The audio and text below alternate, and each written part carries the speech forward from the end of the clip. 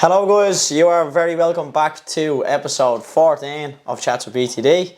I'm delighted to be joined by former professional player and current Shels ladies manager, Eoin Wearen. Welcome. Thanks for having me on, look forward to it. It's a pleasure to have you here and I really appreciate you taking out your time, so fair play. Your smile when you walked in the door says it all. A good result yesterday, I'm sure you're thrilled with that. Yeah, look, it's been a great few weeks I think for us.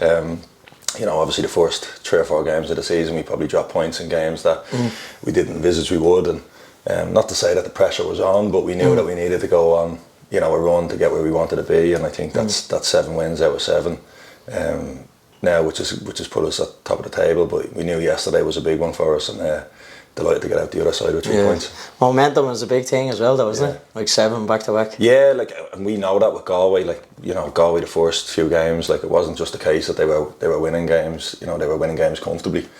And they were today for them, it's a case where they kind of picked up where they left off last season, so they won the All-Ireland Cup.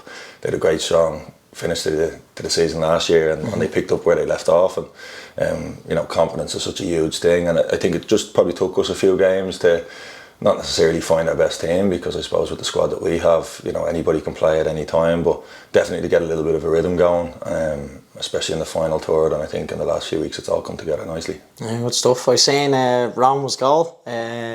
Funny enough, we actually went to college together, so I think I was in 2nd year, she would have been in 4th year, so it's actually crazy how small of a world it is, do you know what I mean? How do you find she is as a player and stuff like that? Unbelievable player.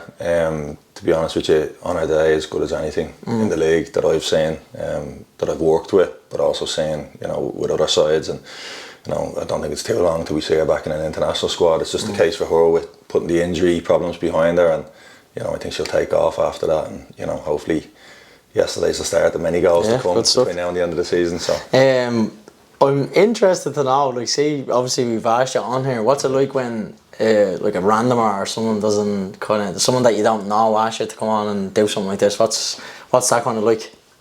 Yeah, I suppose you do a little bit of background into it. Obviously, I'm familiar with what you're doing, and I think it's great. And I think the more exposure that players and coaches and stuff that can get, especially younger ones that are up and coming, and I think that's the nature of it. There's certain people that you might be a little bit apprehensive about doing stuff with, but it wasn't the case today. So love it, love to hear that. Right, only we'll go through a few quick fires before we get cracking. Brilliant.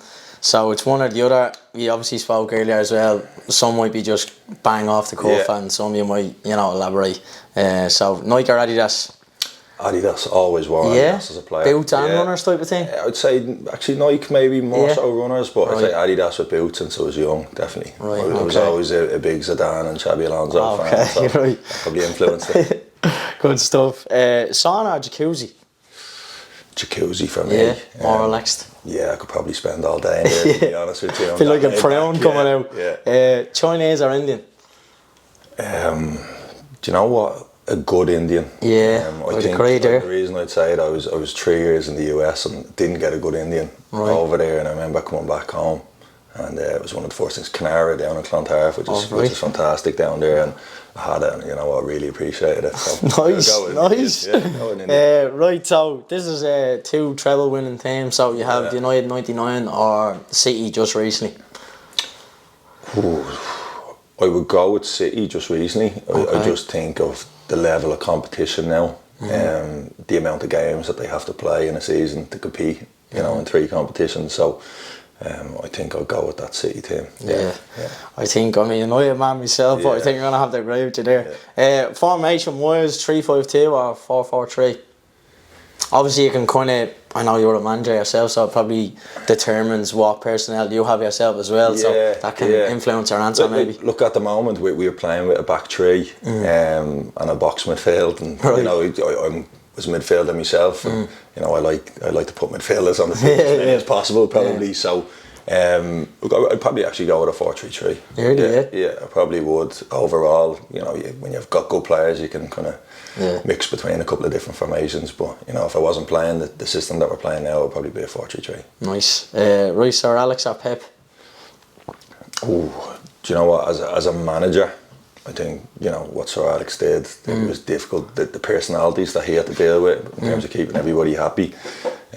was phenomenal. You even look at the 4 centre forwards in that treble winning side, and how do you keep all 4 of them happy? So I think he probably had a tougher job from a management point of view, but obviously Pep coaching wise in terms of the teams play, the way his teams play. So do you know what, I'll just go with Pep, I think, because of my age, and I've seen him kind of dominate football over the last decade. So I'd love to be a fly on the wall for a vote. Wouldn't it be class? Yeah, and a contrast in styles as well. Like I think that's the beauty of football. Like, and you know, would Roy Keane be as good as he was under a Pep? You know, that's the question that I would ask. And would Kevin De Bruyne be as good under a Fergie? So that's a good one. I might use that down the line. Mourinho or Klopp? I'm a Liverpool fan myself. So that's a no-brainer. Hands down. Look, we'll see what happens with the new manager coming in, but he'd be a hard one to follow. Definitely. Right, last one, City or Sunbreak? Sunbreak. Yeah, definitely. Yeah, no. I was actually away recently and I had the best of both worlds. We had a break in the league there recently, so I was in Madrid for my mates' stags initially, so it was great. Madrid City break, it was busy, it was full on, but then I was able to pop down to Valencia for a few days. Happy days. It was only 2 hours on a train, and that was by the beach, and got my son, so it's definitely a destination that I want to go to. Madrid, fantastic. Definitely recommend it. Visit the Bernabeu at all? No, didn't get time. Not on the stags. No. Well, that's true. Yeah. Jesus Christ. Right. We'll get cracking. Suppose bring it back to the start. Tell me a little bit about your childhood and how you got into football and stuff like that. Yeah. So originally from Glasnevin, kind of DCU area. So my local club was St Kevin's, and got involved with them from about 5 or 6. I think was the first time that I'd gone down there, and but my mum and dad would tell you, like, from the moment I was walking, I was kicking the ball around. So and look, I came from a kind of a sporting family. None of them really played the sport at the highest level. My dad was a really good guard player. My mum still plays badminton now, and but in terms of the footballing side, I was probably the first in the family to really kick on and take it extremely seriously. So came into Kevin's at that stage, and that 1992 age group that I came into was a fantastic age group, and me and Robbie Brady were there from the start.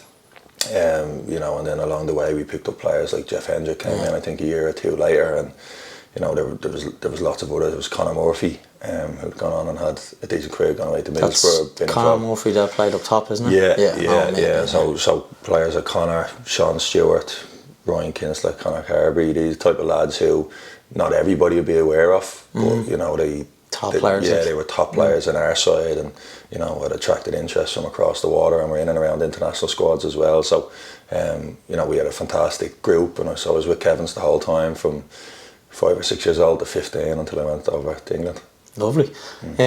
Like obviously, I suppose most people know how kind of big St Kevin's are and stuff like that. What was it like kind of back then? I know you mentioned a lot of like big profile players and stuff like that, but even to now with your involvement with Shels, like do you see major differences there in terms of, I suppose, maybe like how professional it was or anything around that? I think Kevin's at that, don't get me wrong, they produce players, there's no doubt about that. Like they're producing top players, Liam Brady, even Damien Duff, like it all come true. But I think when I was there in particular, we were definitely the age group that was considered special. Okay. So it wasn't probably that the Kevins that people saying 5 to 10 years later, where you looked at every age group, they were top of the league or competing for All Irelands, and because I know the age group below me and the age group above me would have been mid-table in the DDSL league. So we were definitely, I think, considered a golden generation with our group. So there's a little bit of pressure that came with that. But I think, the club always had that kind of infrastructure and player development first. Any money that kind of came into the club, even from players going abroad to England, it came back, and you're seeing that in the facilities, you're seeing that in the quality of trips, kind of that the teams go on. And the one thing I'll say about Kevin's, for us, is it gives you great exposure. We were going to the best tournaments. They always wanted to test you against the best. If you weren't getting that domestically, you'd go abroad to England, and you might be taught a lesson or two over there, but that's what they wanted. Like, if that's where we wanted to get to, they put us in that kind of not uncomfortable position, but like a position where we're really challenging.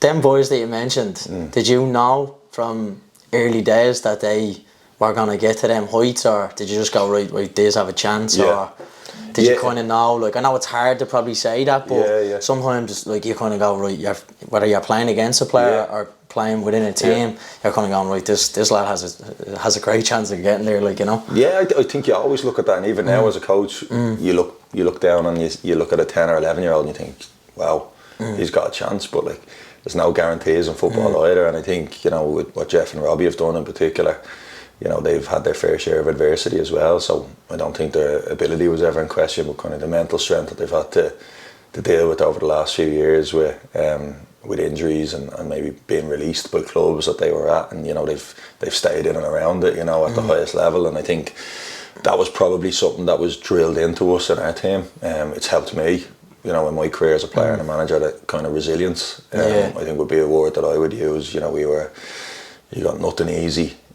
You were never allowed away with anything, you know what I mean? So it was always a case of giving 100%, making sure that, you know, you conducted yourself like a professional all the time. And I think when you marriage that with the ability side, you definitely have a chance. And I think, you know, we played midfield with Jeff for years and we brought the best out in each other.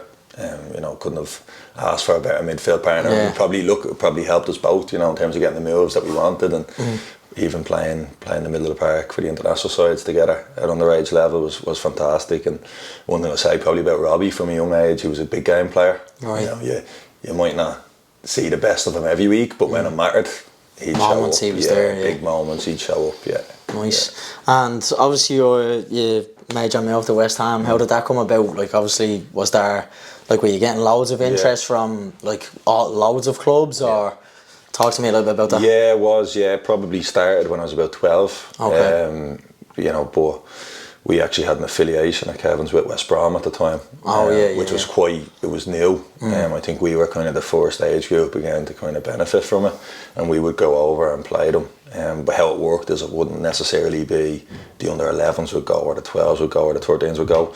They'd kind of pick the high potential players across 3 age groups, so there might be 5 or 6 of us, so for the 92s, 91s, 90s, and we'd go over and then we may play West Brom under 13s and then they're under 14s the following day.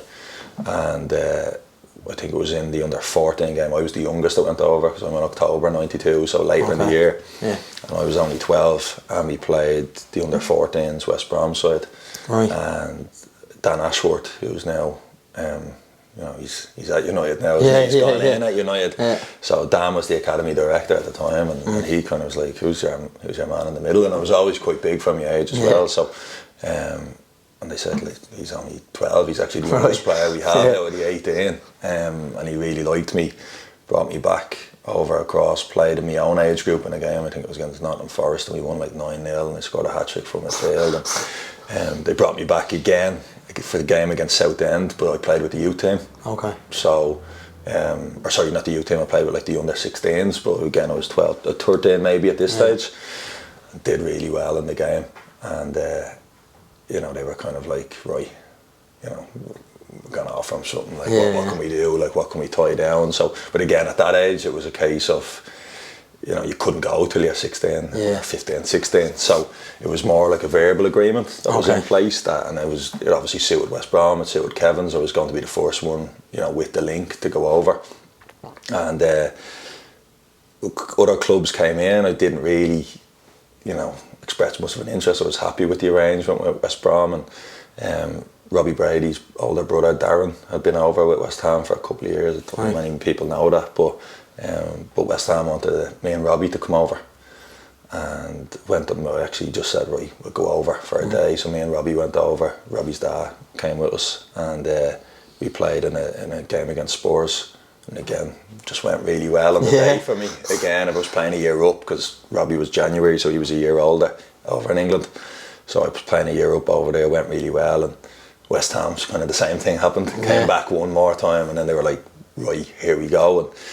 And the difficult thing was, you know, at that stage you'd kind of built up the relationships at West Brom over a couple of years. With West Ham it was more of a case of like, right, look at their pedigree for players that they brought through, working with Tony Carr, all this kind of stuff. And I had family in London as well, But ultimately, what it kind of came down to, and whether it's right or wrong, West Ham had offered me a year scholar and 3-year pro, right. so a 4-year deal, whereas West Brom had offered a 2-year scholar and 1-year pro. Okay. And that's just something that they did as a club. They didn't offer anything else. That was the maximum, like a high potential 15, 16-year-old would get.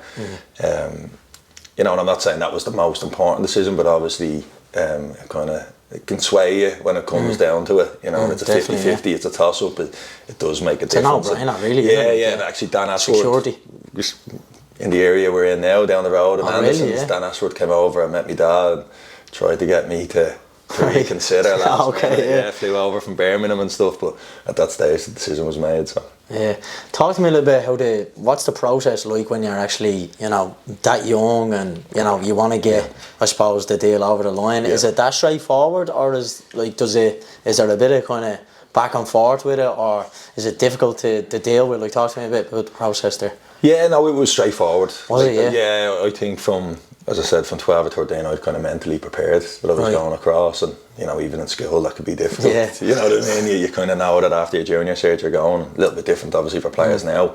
But I think, you know, once, you know, I was gone over, it didn't take long to trash out all the details, because in terms of like accommodation, the living arrangements were unbelievable at West Ham. Like, I mean, you were living like a king. Really, it was like a 3-story Georgian house. You know, it was 2 of them kind of put together. All players kind of, so between lads between 15 and 18. Bit of messing going on. You know, there was about 50, there's about 15, 16 of us. Yeah. So like the likes of Larkin Fitzgerald would have been in there before I went over. Right. And then, you know, when I was there was a couple of Irish lads. Daniel Kearns, who's played a little bit in the league, he's playing up north at the moment, he's from Belfast. You know, he was there, and then Dano Purdy, who was a year younger than me. Dano came a little bit later. Shawnee Maguire popped over. So at different stages, there was always 2 or 3 Irish lads in the house. So off the pitch, it was brilliant. Yeah. So that was a big factor when you talk about contracts and stuff. One of the most important things was actually where I was living, because I think if you're happy off the pitch, you're going to perform on it. And, you know, even for some of my girls now that aren't from Dublin, you know, it's really important that we make sure that they're happy with where they're living, because you know, it definitely shows when they come into us that, you know, they're happy off the pitch, they'll perform on it. So what's it like then when you go in? Like, talk to me a little bit about like the calibre of player you're coming up against and stuff like that, and maybe even the coaching you're getting, and like maybe even mental challenges that are coming along your way as well, like when you first go in. Yeah, I think like for me anyway, like I took to it straight away. You know, I think it takes some lads, am I saying that myself, probably more when I was over there for a year or two, and seeing lads come in, and it took them a few months to kind of get acclimatised and get used to the intensity of the training. You know, from day one I was performing and doing well, and I was playing, and, you know, I didn't really have too many tough times, to be honest with you.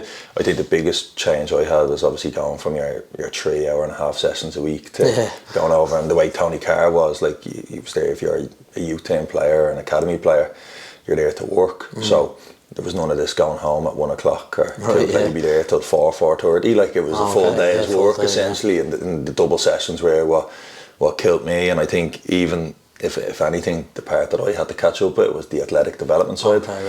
I think, like, you know, I was like Bambi on ice at times. You put me on the ladders and stuff, like, I was all over the place. So they keep me behind for 10 minutes after training to do ladders and stuff like that. Just because, again, I was growing at that stage. I was 15 and probably 6 foot, and, you know, obviously I grew another 2 or 3 inches then after that. But still, kind of figuring out your body, and you're going through that stage where, you know, technically you're fine. You know, when you come from Ireland, you know, in terms of aggression and physicality, you're fine, but definitely that athletic development, because we hadn't been exposed to that. Players now are a little bit better in that regard, but, you know, back then we weren't doing any of that, you know. Yeah, and does it take you long to adapt? Like, because I remember even myself, just doing kind of courses and stuff like that, going in, probably training in the course and then training with my own team maybe in the evening, maybe say 3 times a week. It took my body went into nearly shock. Yeah. Does it take you long to adapt, or does it kind of come in time with your sleep and recovery and stuff like that? I think they're patient with you over there, which helps. They know that, like, they've been through it before. As I said, Tony was, I think, in the job for 25 years or something in that role. So, you know, he's seen it all before. So what he's saying, what maybe I had to deal with, or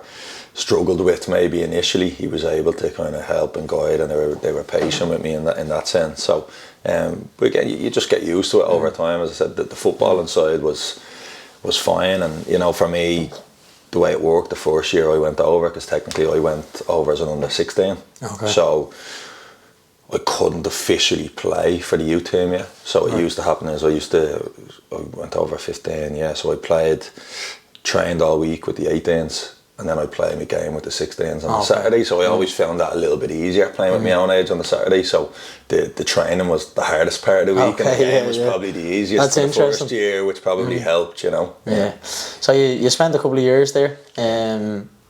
You made a loan move to Dagenham then. How did that come about? Was that something that you were happy with? That's something that you kind of, I want to go out and get games? Or was that your decision, club's decision, or what's going on there? Yeah, a bit of both. I think, again, I was pushed on quite quickly. You know, actually, after that first year I was there, Giofranco, Zola and Steve Clark were the managers at the time, who were brilliant for young players. Like, you couldn't have asked for better. And what happened was, towards the end of the year, we were starting to play 17s games. So what next year's 18s would have been. So in April, May, we were playing those games to get ready for next year. And the gaffer and Steve Clark would have come out and watched a few of those games, and I was back home in Dublin then for the summer, and I got a phone call and said you wanted back with the first team. And so me and two other lads, Christian Montano and Rob Hall, the three of us were back with the first team. So we'd actually played in a couple of pre-season friendlies. I actually started the very first one. Did you?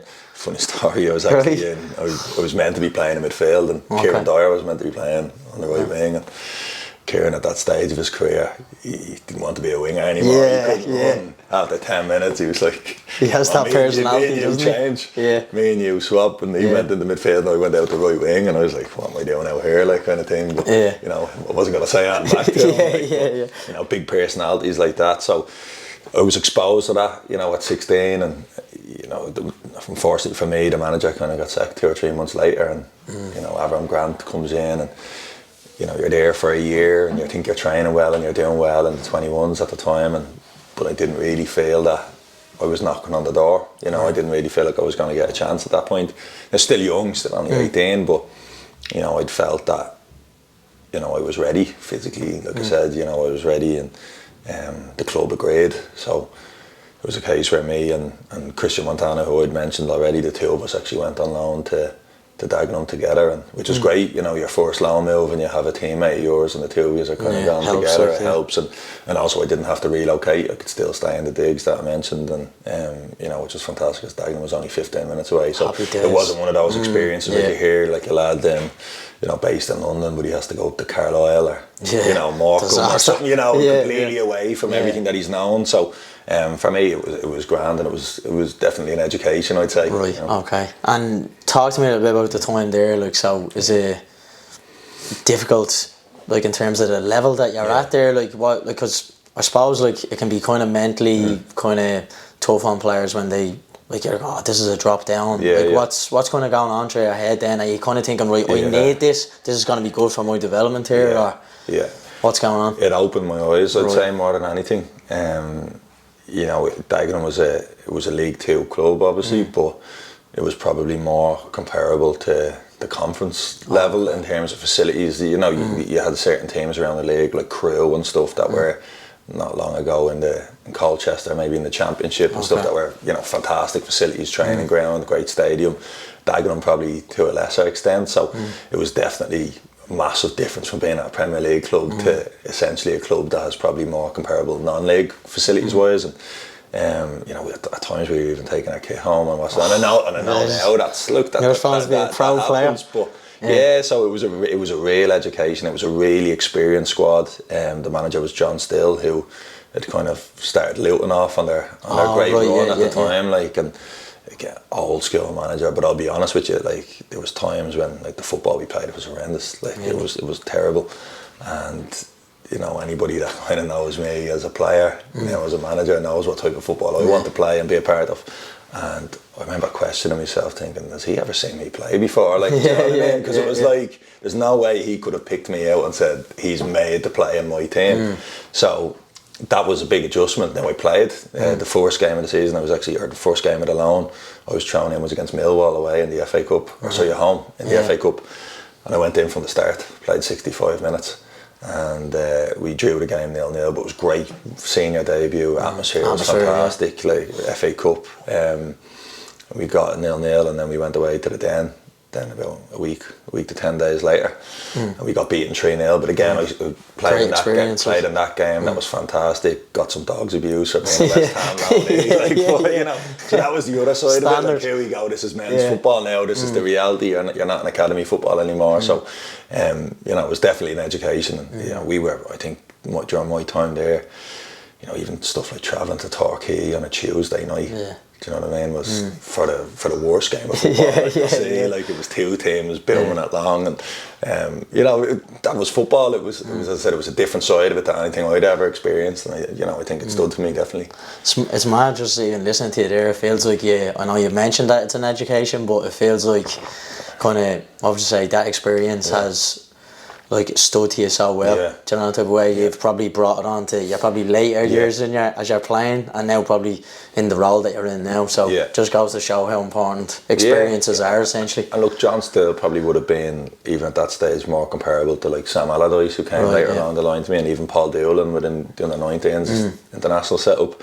where they weren't there just to kind of make sure you're all right and is everything okay as a young player. It was like you sink or swim. Do you know what I mean? I'm not going to mollycoddle you. I'm not going to check in on you every week if you're not in the team or whatever. It was a case of like, this is the real game now. Like, so I think that was the case. You weren't getting that reassurance every week that maybe in the modern game now maybe it's become probably needed more of a part of it. And players are quicker to knock on the door and look for feedback on why they're not playing, whereas back then you were nearly afraid to, it was kind of like just get me head down and work and hopefully I'll get me chance, and so it was good. Good experience. So you moved home then, why balls? So I tore my ACL in the last year of my contract at West Ham, which was look, as I said, my first few years couldn't have gone better there. And at that stage, I was the captain for the 2021s, 23s. I can't even remember what it is now. It changes every year, but I was captain of that side. Which was a good group of players. We were competing. I think we ended up finishing second in that league over the course of the year. But again, I'd kind of known that probably the writing was on, would I get another contract? Sam Alardyce was the manager. I'd started a game in pre-season in that July, August. And I made a mistake in the game. I played centre-back with Winston Reid and Bowen. I was playing left-sided centre-back, and at this stage they'd kind of converted me from midfield to centre-back, and Bowen went down the left-side channel instead of me just kicking it Rose head, which Big Sam would want you to do. I tried to reverse one back to the keeper. Striker nipped in, went around the keeper and scored. And he was that type that, now if one of my young players make a mistake and trying to play the way I want them to play, it's a case of like, that's on me. Do you know what I mean? I'm asking you to do that.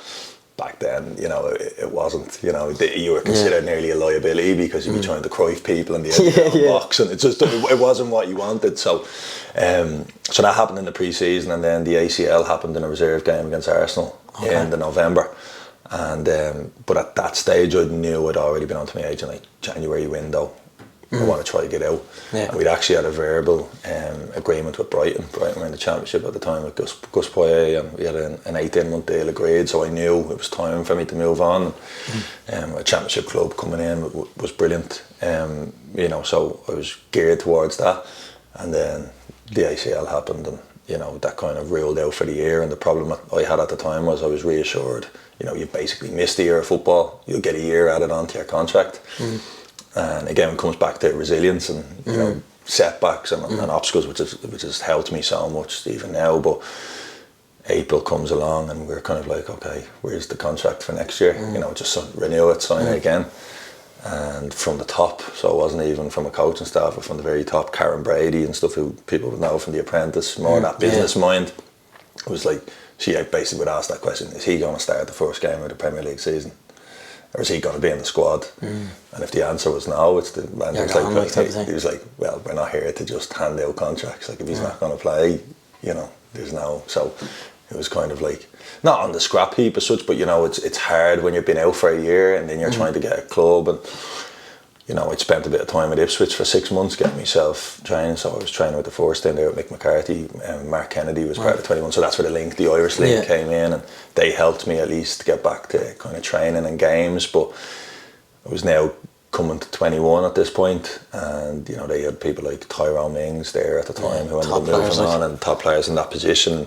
You know, look, the likelihood is that I would have got offered a contract there, but I probably would have gone in as 4th choice centre half and on the bench for a year. So I just felt for my own head then. You know, there was League 2 clubs coming in. You know, Bury were coming in, Macclesfield. There was a few, but none of them that really, Colchester, but none that really stood out as I think this was the right thing. I felt like I wanted to come home. And I'd spoken to 2 or 3 clubs probably before I came back, and Bowes being my local club, and knew a couple of the lads at Bowes as well before coming in. The likes of Pico was there, Craig Walsh, just people like that I'd known, and you know, came in and really enjoyed my football actually the first few months. Now I'd always had that kind of mindset, like you take a step back to hopefully go back to England again, and nearly went back once or twice in the first year or 2 I was back in the league, and you know, but it was I won't say the transition was difficult, because I think for me at that stage I wasn't thinking about the money or the facilities just or what I'd playing, left behind. It was playing, and I was loving my football, and you know, I was playing really well straight away, and the Bowes fans I'm a fan, so I'm well aware of that. Yeah, so you know, those years where those first couple of years were really good that I came back in the league. So you played at other clubs like the likes of Sligo, Limerick, Glenavon and stuff like that. There's obviously a lot of different experiences there. Is there anything there that would you say that you could probably tell us that people probably wouldn't be aware of? So I know there was probably some issues there with the likes of Limerick with kind of wages and stuff like that. And, like, what's that like to deal with? I suppose the whole point of this question is messages to get across to, I don't know, it could be anyone out there that's listening, whether it's players, that experiences that you've went through with them clubs that are probably not only negative, some can be positive as well, and kind of to share with us that some experience that you've had at that clubs that could probably help listeners of yours. Yeah, like, you know, hindsight's a great thing. It's a great thing, but you can't, you know, I felt like when I made all those decisions to go to, it was what I felt was the best thing for me at the time. And, you know, then there's other things that are out of your control, like my move to Sligo. Should I have just stayed at Bowes at the time, you know, because I was back to Bowes 7-8 months later. But,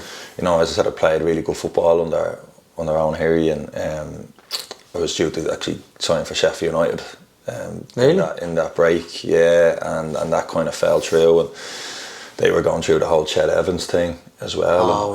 The problem that I faced at the time was it was November, the League of Ireland season was over, and contracts were coming in from, you know, Pats. Bowes obviously wanted to keep me Pats, Rovers, and then Owen going to Sligo.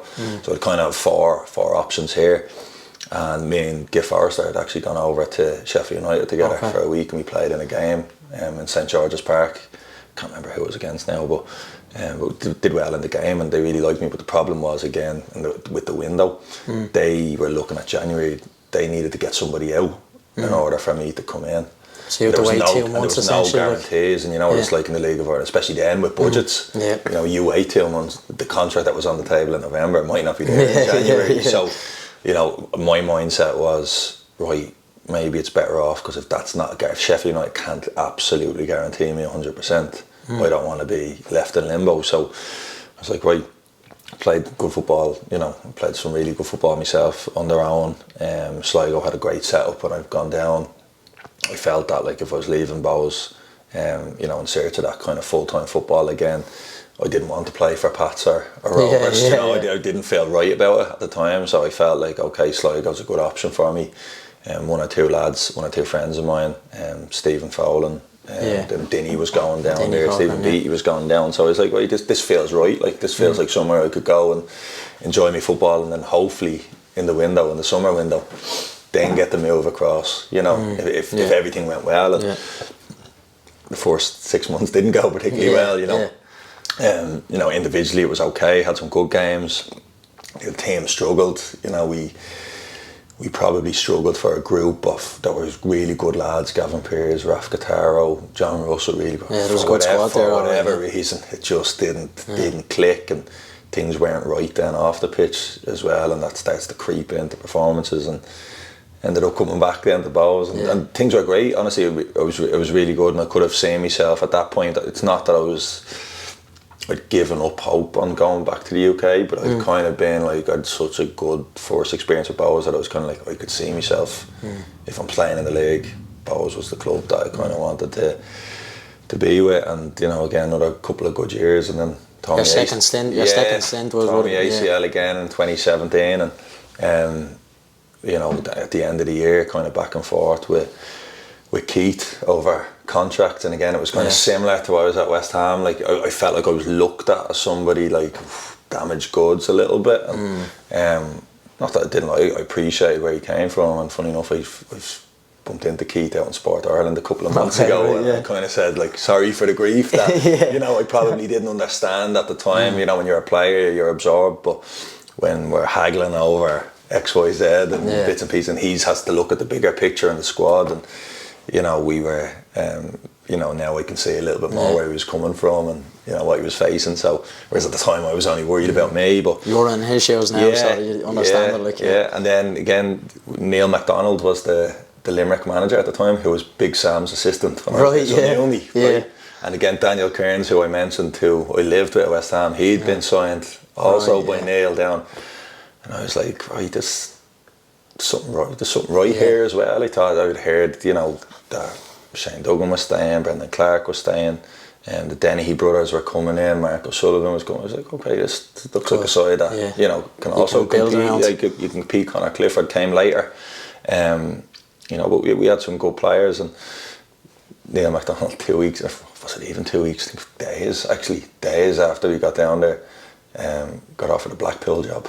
And obviously went back to Tommy Barrett came. He's done great down there over the last few years. Like, done really well with the resources that he's had, but he just got come up from the 19s then, and then Chidozie was getting ready to leave, so he was doing pre-season. Barry Cotter was there, but getting ready to go. And it was just a bit messy. Do you know what I mean? You're thinking, geez, any chance? Like, do you know what I mean? Getting a bit of luck, and I'm just back after a year. But what I will say again is, you know, similar to the Bows decision, I went down to Limerick on the basis of, I think I can play here. I think I can play every week, and I did. And then look, nature takes its course again, and tore my meniscus later on in that season, and that was really when I started to think, right, instead of that, because at this stage I was doing my coaching badges, I was gone back to Kevin's doing a bit of coaching. I'd started going into Bows underage setup, working with the 04s with Evan Ferguson, Jamie Mullen, Sean Grett and that group, but it was at that point I thought, right, this needs to flip, as in coaching becomes the priority, and you know, if I can still play, great, but you know, me and Luke Bourne have talked about it, you know, similar, when you know the end is near, you start to really think about that transition. Switch, and during this period as well, I was doing a business degree online with the Open University, so business and sports management degree. Brilliant. So I did that for 4 years while I was playing in the league, you know, which also helped with that transition. And then after that, you know, you have that meniscus at Limerick. That was my third surgery, and you think, right, what's next? Sorry to cut across you, but was like, obviously them injuries are very difficult, and you're kind of going, right, did you even know probably prior to them injuries that coaching was going to be a part that you were going to take? Definitely, like, absolutely, right, absolutely. And you know, at that point, Morrow had come in at Shels, and they were in the first division, and he'd spoken to me about that. Glenavon rang me and slapped a 2.5 year deal on the table. It's just like, what's going on? But they just sold Mark Sykes to Oxford. Right, and they were in there mid-season, so there was a few bob there. Like, don't know why they were hanging all the hopes on me after all the injuries, but I wasn't complaining. I was nearly in shock. I thought someone was winding me up. Like, I was thinking, like, Jesus, am I done? Like, and 2.5 year deal comes in, but you know, I did a year up there, but I was doing my A licence at the same time while I was up there. Is that difficult to manage? No, not particularly. So that was the year I was doing the. So I was playing with Glenavon, I was doing the A licence, and then I was doing the Bows 15s. There was that year, and this was 2019 we're talking about now, and I was the youngest on the A licence, and that's how, you know, the route to America, or how I stopped playing, because all the lads that were on the course were kind of like, you know, 30s, 40s, 50s, married, kids, mortgaged, a lot, and they were like, we can't just get up and leave. They were like, if I was you know, I'd consider, you know, because I think the industry's changing a little bit here now, that people are actually saying, you know, you can work in full-time football here, but, you know, 5 years ago, it was hard. It was hard to see it. You know, so I made that jump, but like I said, I was mentally prepared for that transition probably over the 2 years previous. Yeah. So talk to me about how the move came. Why the States? How did that like kind of come into your thoughts? Like, why did you pick there? Yeah, actually, it was Jason McGuinness who had just been on to me that a friend of his was working over there in Texas, and they brought over kind of coaches from Europe, from Ireland and the UK before, but not really anybody like myself, not an ex-pro that would come over. Like, it was more lads that maybe had just come out of college and were looking to, you know, work in full-time coaching and didn't see it here. So I was probably a lot different. They were bringing over lads at 23, 24, 25. You know, I was a few years older than that and came over, and, you know, it was a stepping stone, I would say, for me. The club I was at in Texas, like, the lifestyle was unbelievable, but the hardest part was the drop off and the quality. Like I said, the names I mentioned, you know, you're working with international level players over here, and then you're going over there, and it's kind of like not community club, but we weren't one of the best clubs in the Dallas area, you know what I mean? So you were kind of used to middle of the road players now, like, so that was a tough transition, but obviously loved being in a full-time coaching environment. I was on the grass 6 days a week, and you know, I loved that, and that just reconfirmed to me, like, yeah, this is absolutely what I want to do. You mentioned there the differences, like standards, probably, like you're going international players to probably, I don't know, you didn't like the word community, but the differences there in terms of probably like playing level. Is there differences then in coaching, like, as well, like the coaches that were probably within the club, or coaches that you probably worked alongside? Yeah, so over there, unless you're working in like an MLS academy or USL academy, which I got to when I went to Chicago, but initially when you go over there to earn a living, you're essentially coaching 4 teams. So you'll coach, like, just say Monday and Wednesday, you'll coach 2 teams back to back. Tuesday and Thursday, 2 teams back to back. So, and then the weekend you could have 4 games, right? So you were in charge of all of them? Yeah. Wow. Yeah, just you, no assistant, just you. So you'd have back to back. Jeez, they're getting the money's worth there, what? Yeah. So you might have, just say you'd have a 6 to or a 5:30 to 7 session, and then straight away a 7 to 8:30. Then after that, Jesus. So back to you'd be on the pitch full on, just yourself. So it was full on. It was difficult, but again, it was kind of like, you know, you enjoyed it because you were still getting time on the pitch, but you know, the way I look at it, it's not good practice, like, because you know, you're not getting a chance to set up sessions properly, or you know what it's like when you're a proper manager or coach. You like players to turn up and everything's laid out and a bit more relaxed, and you can get time to speak to players for 2 or 3 minutes before the session starts, where it was all a little bit rushed. Hectic, but like. It was hectic, but but I was working with I think the youngest team I'd started was an under 9 boys. Right.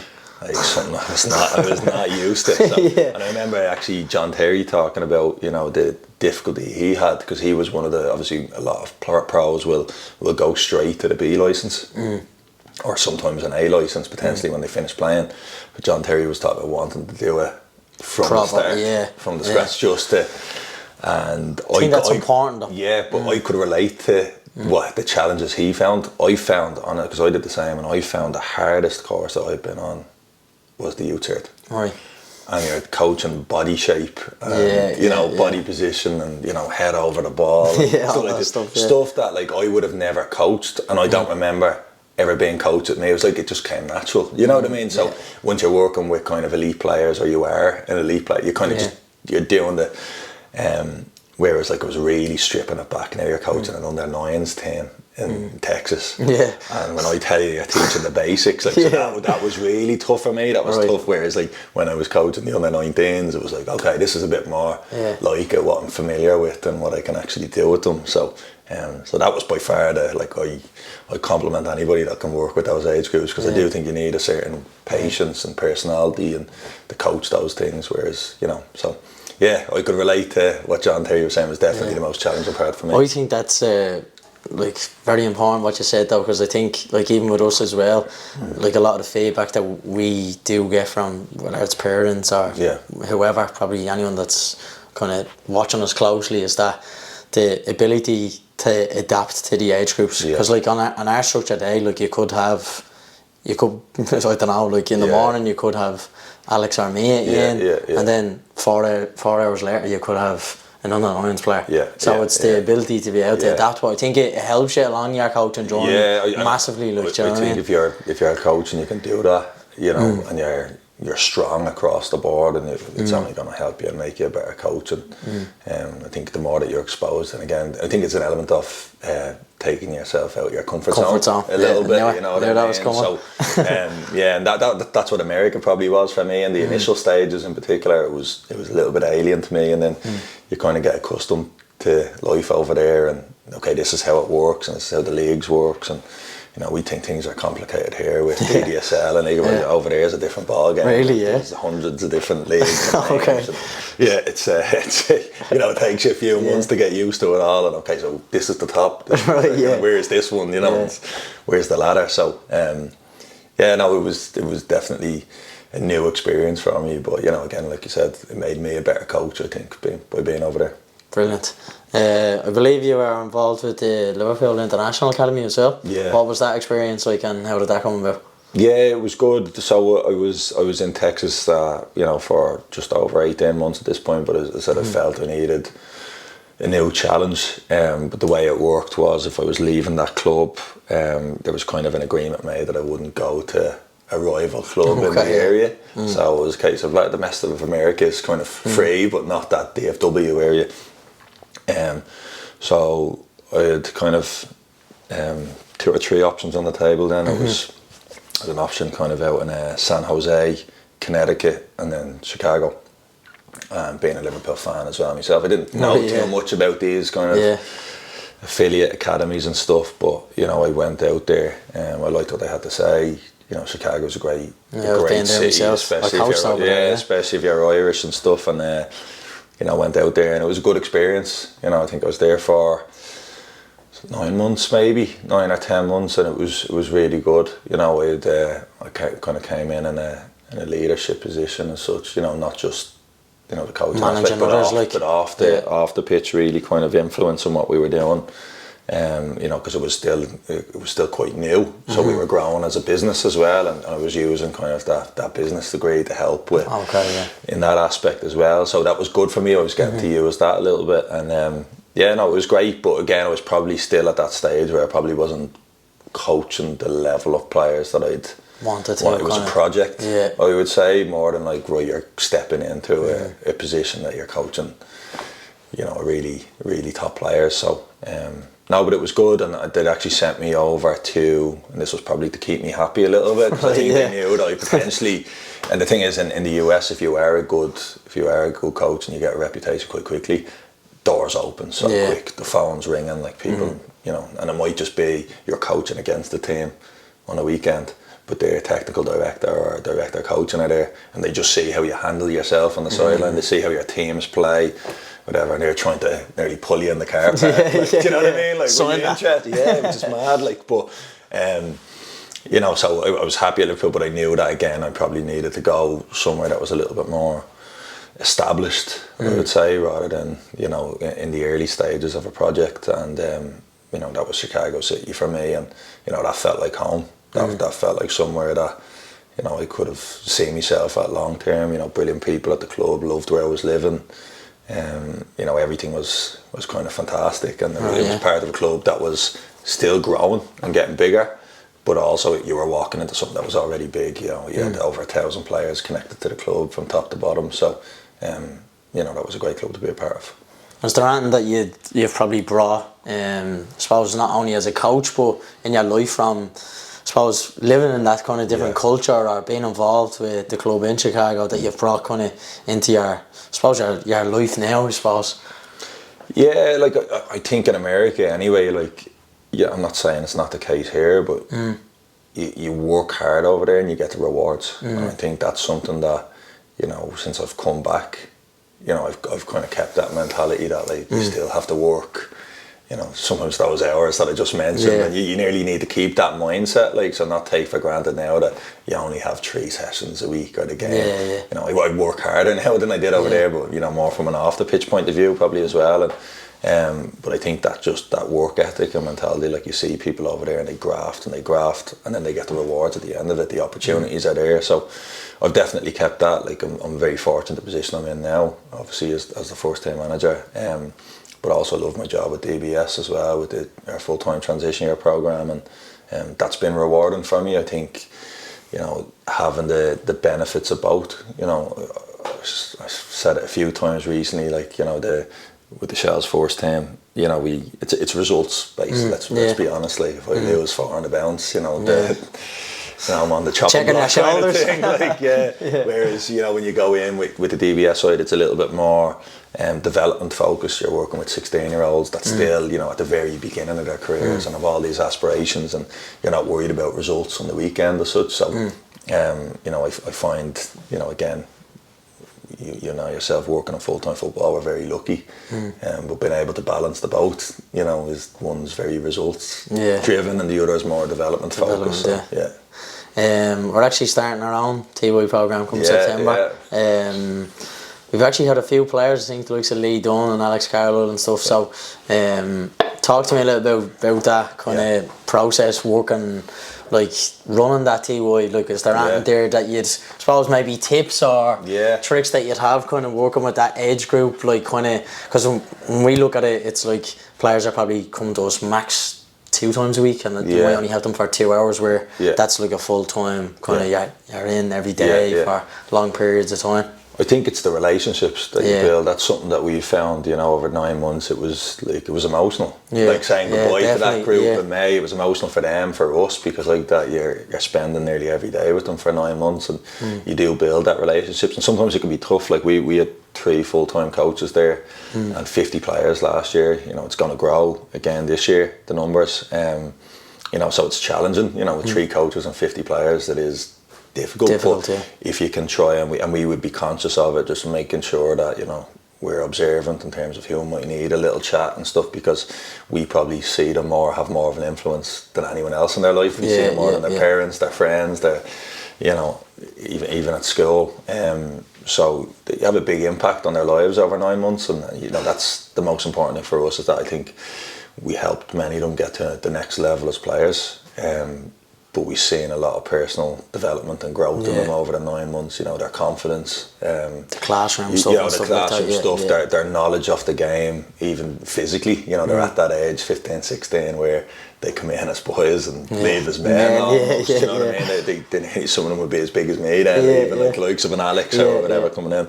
So, you know, really good lads, and even just the 2 that you mentioned there, I think the challenge that we felt, and I don't know if it'll be the same for yourself, but with the 50 kids, they're not all League of Ireland players. So for every Alex and Lee you've got players playing, you know, DDSLA, like 3rd, 4th tier. You know, but they're just as important. Girls in, and like how do you kind of mix them in together and incorporate them, because you don't want it to get too cliquey either. Do you know what I mean? So we'd be very conscious of that, like when we're kind of doing classroom assignments and stuff, that they're all kind of exposed to each other and mixed in. And what we were lucky with some of those lads, though, the League of Ireland lads, was, and I've talked about Noel Murray in the same regard, though, but if your best players essentially are working the hardest, you know, on the pitch and off the pitch, what does that tell the rest of them in terms of standards? So they're not coming in as Charlies, they're not strolling around and thinking, well, I play here, I play there. When they're coming in and they're grafting and working every day, it sets the tone for the year. So we had a brilliant year last year, so hopefully next year's crop are the same. But that's what I've been saying about, you know, the likes of Noel and Pearl, you know, when they've achieved all they have in the game. And you've got young players now coming through, like, what does it show them when your best players are, you know, that driven and that ambitious and hungry for more? So that's definitely made the job easier for me. I'll definitely take that home with me. Love that. So speak to me a little bit about your time at Shels so far. Like, so how it kind of came about was I didn't actually choose to come home from America, just visa complications and stuff over there. So, you know, for a few months I was kind of iffy about what the next step for me would look like. Was there a future in Ireland? You know, I'd left initially for the 3 years because I thought there wasn't an opportunity in full-time football, and you know, once I kind of realised maybe this time May of last year that, you know, I might not be getting back over, or what was the next step going to be. I looked at a couple of different options, and I was actually offered a technical director's role out in Dubai. But I just felt if I took that, I'd be away from everything a little bit. Like, it sounded great, and the lifestyle, and our friends out there. But again, I was kind of like, I want to work with elite players again. You know, and again, you're going back out there, and it's probably more business driven. It'd be more like an American academy, young kids and stuff. And I was like, right, let me see what's here first and explore different options. And that's where you know, I met with Dave Berber and got in with the DBS, and it seemed like a really good fit, something that interested me. And again, it was a project that was growing, you know, which I was delighted to be a part of. And then I'd met with Rory Kirk, who's now obviously my assistant, but at the time he was over the girls' academy side at Shels, and known that, you know, my first kind of taste in women's football was over in the US. And so when I came back, I was in that kind of like, I'm not really looking at one or the other, the men's game, the women's game. I've experienced both now, and I've enjoyed both for different reasons. And he kind of asked me, you know, there might be an opportunity to come in with Shels, you know, and because at that stage Ken Kiernan was in that role with the 17s and had done an unbelievable job for the last year and a half. So, you know, it was a great squad as well.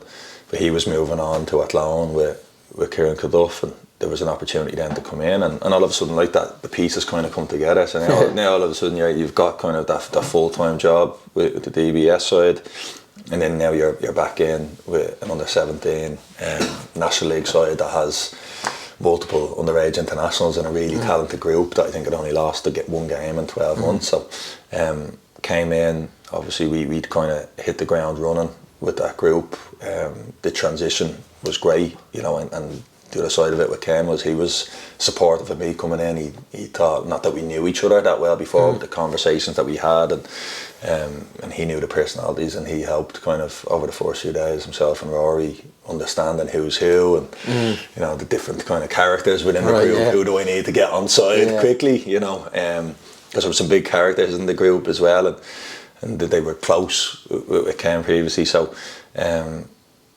we had a great kind of 4 months, I think it was, end of the season. Ended up winning a league and cup double with that 17s group. Not a bad start. No, it was great. But as I said, you inherit, you know, good players. It was more of a case for me as maintaining the good work that had been done, and then probably adding little bits of my own. I tweaked things like tweaking the system, maybe slight differences to playing style and stuff. So, but not wholesale changes, because you're coming in mid-season. It was more managing the group and the parents and stuff like that. So, obviously that went really, really well towards the end of the year, and I'd kind of, like most people, kind of heard grumblings towards the end of the year that, you know, Noel wouldn't be staying on, you know, next year. So I had a good idea that, you know, I was in the frame for the job, but they would be doing the application process the full way, you know, the proper way, you know, having gone through the different stages or whatever. So I knew it wasn't just a case of like, you know, calling me in and saying, we want you to take it. They had to interview properly and go through the steps like everybody. But I went to the cup final, myself and Rory,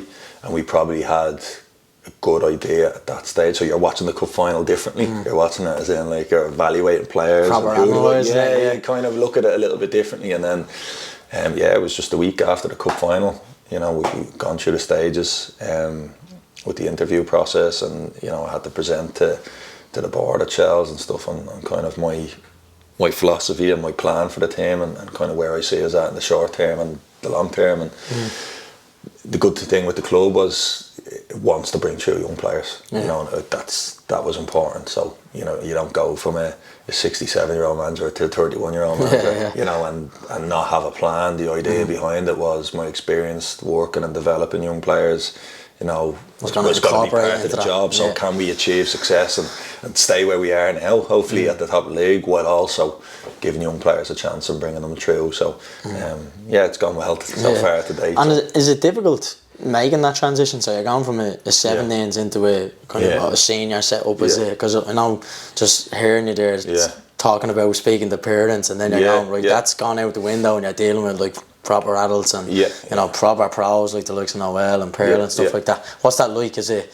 kind of a little bit difficult when you first go in, or is it kind of going, right, chest out, I'm going to relish the challenge type of thing? Yeah, so before I was announced, you know, I think it was on a Friday, I'd officially signed in the role, but I wasn't getting it released publicly until the Tuesday. Right. They wanted to do the photos, and I did a full announcement properly in Togga. So I spent that time, that weekend, kind of Saturday, Sunday, Monday, to ring around the senior players and let them know in advance. And I think that just kind of set the tone going, because they really appreciated that, the personal phone call, you know, that 10 minutes. So look, I identified some of the key personalities, I suppose, in the group, the likes of, you know, Pearl, Noel, Rachel, Megan, Alex, people like that. You know, I wanted to speak to them first and kind of make them aware of who I was, if they weren't already kind of aware, and just kind of my initial plans in the short term. And I think like that they really appreciate that. I think especially in the women's game, it's important, and that they want to have that kind of personal and they want to be able to have their opinion and their feedback. And you know, some are very short calls. Like I knew Noel before I came into the job. You know, the phone call with Noel wasn't long. She didn't ask many questions. Sounds to you Tuesday. Whereas, you know, Megan's a different. I think me and Megan were on the phone for 45 minutes the first time I rang her. But that Megan works as a coach, and you know, she'll ask different types of questions and stuff. So, but yeah, spent the first few days kind of getting them on side, letting them know kind of my plans, and then it just became after that, you know, reaching around to the players that I wanted to keep on. Making, you know, a few difficult phone calls as well that I felt, you know, because I'd identified 3 or 4 that I wanted to bring in, while also 3 or 4 that I wanted to promote from the academy. So there was a few that we had to let go from last year, and obviously that's a difficult start to the job initially. But yeah, I suppose, you know, from the first day of pre-season, they realised the environment's going to be a little bit different. They wanted it to be a little bit more relaxed, a little bit more kind of player-driven, player-centred, you know. And when you have, look, it's different if you have a really, really young group. They kind of need you, as you said, they need maybe more that kind of chest-out, really authoritative figure that's going to. Whereas I was kind of looking at the dynamics of the group, and I said, look, I've got some great leaders, you know. They're going to drive it from you, essentially. Rachel and Pearl and these people, like they're unbelievable leaders, and, you know, captains, and kind of the stuff that they do. People don't know half the stuff they do for the club and the team. And so realising that there's a case where I've got players there that are almost kind of running the dressing room a lot of the time. Like your staff, essentially, in a way. I would definitely consider them an extension of that. You know, they bridge the gap, and they do so much for the girls, not just from a playing point of view, but, you know, from a well-being and checking in on them. Like, it's amazing what they do, like, you know, for the group. And I think that's allowed us to be, you know, really successful. And, you know, with me and Rory, then we could really kind of focus on the football stuff. Look, there's still loads of off-the-field management stuff that, you know, that you have to deal with, but when you have people like that, you know, on your side, and players kind of on board, and, you know, they're in it, you know, from day one, and they like what they hear, and they like the environment, and they're happy with the kind of the adjustment to the playing style. You know, it allowed us to focus on the other side of things, and how can we help the team evolve, you know, from last year, and what can we improve. And, you know, having Rory, and as I said, mentioned him already, but like a brilliant coach, like really great things about Rory, really top coach, and a great man out with the players. You know, in terms of the sessions, you know, because you know what it's like when you're a manager and head coach, and that's probably the hardest part for me. Is I've used to being in environments where you're doing everything. You're the manager, you're the coach, or, you know, the psychologist, you're the S&C, you're doing it all yourself. Whereas now, when you're at senior level and you're surrounded by a first class coach with Rory, you know, Davy O'Connor's as good as there is as an S&C. You know, Steve Williams, you know, in terms of a goalkeeping coach, unbelievable experience as a player and a coach, and then the backroom staff then behind that as well. And now it's a case of, okay, you don't have to do everything yourself. How can I delegate it where the same as a team on the pitch. We're the same as a backroom staff off the pitch, where I want everybody to feel,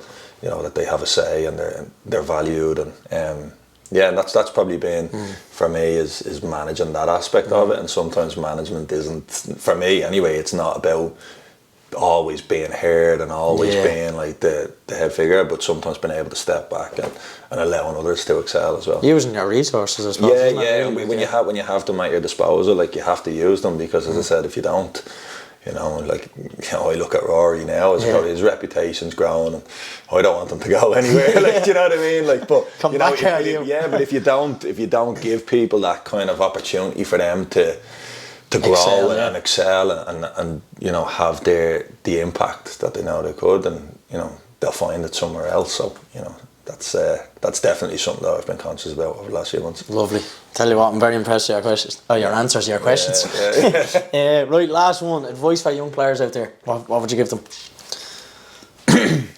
Again, if you kind of listen to my story, and I say it to our girls now, our younger players, that, you know, it's not plain sailing. It's kind of, I read something recently regarding the rocky road to success, you know, and it stuck with me, you know, that you know, to reach the top, there's going to be a lot of bumps along the way, and you know, that kind of that mental toughness and that resilience, and you're always going to play under managers and coaches, like I mentioned there in my career, that might not be best suited to the way that you play, but you never know who's watching a training session, who's watching a game, you know, and especially in Irish football, if we're talking particularly young players in Irish football, it's so small, you know, if you build any kind of negative reputation or whatever, it's hard to kind of come back from it. So make sure that even when you're going through the difficult moments, you're still carrying yourself the right way. You're still making sure that people are going to talk highly of you, because it will, you know, come back to benefit you in the future. Yeah, it's crazy. I had Dan Cleary in as a guest speaker on one of our camps there. I think it was last year, and he said, you know, football is 70% mental, 30% physical, and it's just that. When he said that, it was just, that's going to stick with me forever, because it's so true. Yeah, like, well, we actually had James Claffey in. Right, I heard he's brilliant. Yeah, actually, doing a bit with our kids towards the end of the year with DBS. And he done a little bit of a workshop with the players, where he's put them into kind of groups of 4 or 5, and he asked them, you know, to present back on, you know, how much of the game is physical, mental, tactical, etc. All the different answers. So many different answers, and then like, he kind of threw me and a couple of the other lads, and coaches, what do you think? You know, we kind of had 30 seconds to put it together, and it does allow you to think, and we'd all come from different ways, I suppose. And I think, you know, whether you're talking about a young player or a senior player is very different, because, you know, at senior level, it arguably gets, the higher the level you go, the higher that mental percentage goes. It's not the technical side, that the higher, you know, it's the mental side, because then you're dealing with, you know, media, you're dealing with maybe fans on your back, you're dealing with, you know, contracts, you know, because essentially it's your job, and if it's come from every angle nearly, like, so that's where the mental stuff becomes more important. Whereas I think with, you know, when you're dealing with a 13, 14-year-old, maybe it's not as important, but as they go along their career, it's the mental side that's going to split the difference between, you know, 1 or 2 players and making it to the top. So fantastic. Right, I want to think we'll leave it there. Look, really appreciate your time. Loved that conversation, have to say. And look, hopefully in months down the line you'll be lifting that trophy, and look, I wish you the best of luck. Yeah, thanks very much, appreciate it. No worries. Thank you. Guys, that's episode 14. Catch us on the next one.